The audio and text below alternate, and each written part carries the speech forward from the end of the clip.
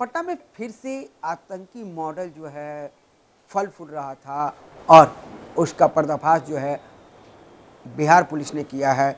अभी तक जो है 3 आतंकियों को पकड़ा गया है जो आगे बड़ी घटना को अंजाम जो है दे सकते थे।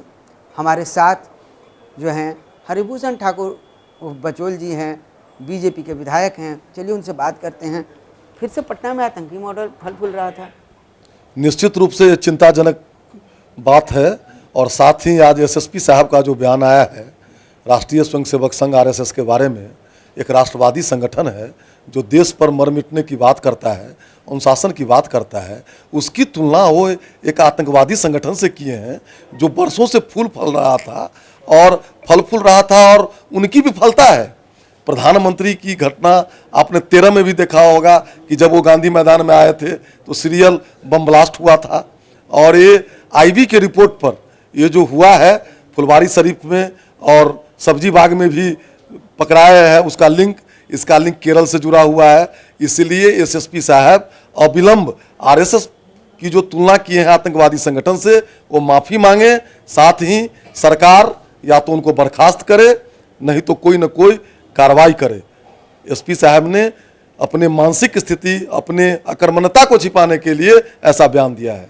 लेकिन एसपी साहब को इस कहने की क्या जरूरत पड़ी और एसपी साहब ने क्यों कहा कि आरएसएस का नाम लिया? उनकी विफलता है, क्योंकि ये तो एक दिन में हुआ नहीं होगा, बरसों से खेला चल रहा है। चूंकि 13 में भी हुआ था प्रधानमंत्री के साथ और ये प्रधानमंत्री 12 तारीख को आने वाले थे, 11 तारीख के रात में ये पकड़ाया गया है आतंकवादी। और वो अपनी विफलता छिपाने के लिए आरएसएस से तुलना कर रहे हैं।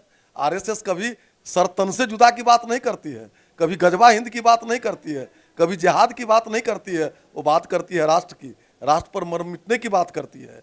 इसलिए मैं सरकार से मांग करता हूं कि इसको बर्खास्त किया जाए और ये अविलंब माफी मांगे। ये जो लोग पकड़े गए हैं उनके तार कहाँ कहाँ से देश में जुड़े हुए हैं, देश से बाहर के कहाँ कहाँ से तार जुड़े हुए हैं? ये निश्चित रूप से अगर आप इतिहास में जाएंगे तो 1919 से शुरू हुआ था और 1947 में भारत का विभाजन हुआ। ये लोग भी 1947 तक इन लोगों का भी टारगेट था कि भारत को इस्लामिक राष्ट्र करेंगे।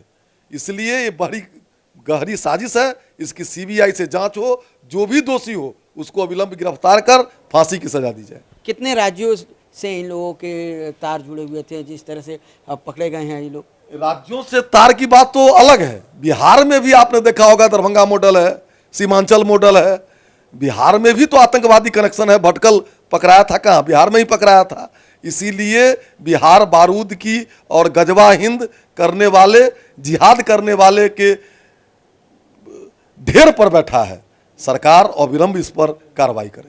फंडिंग कहाँ से हो रही है इन लोगों की कि इस तरह के? ये सब फंडिंग इस देश में भी देश विरोधी लोग हैं और विदेश से भी फंडिंग हो रही है। जो इस्लामीकरण करना चाहते हैं, जो तालिबान बनाना चाहते हैं, जो भारत की अस्थिरता से, भारत के समृद्धि से जरने वाले लोग हैं, जो भारत के परम वैभव के शिखर पर जो माननीय नरेंद्र मोदी जी ले जाना चाहते हैं, अमित शाह जी ले जाना चाहते हैं, जोगी जी ले जाना चाहते हैं, उनके दुश्मन लोग हैं। तो आपने कहा कि एसएसपी पे जो है सरकार जो है ध्यान दे, तो आपकी मांग जो है वो क्या रहेगी एसएसपी को लेकर? एसएसपी को अविलंब बर्खास्त किया जाए और एसएसपी माफी मांगे।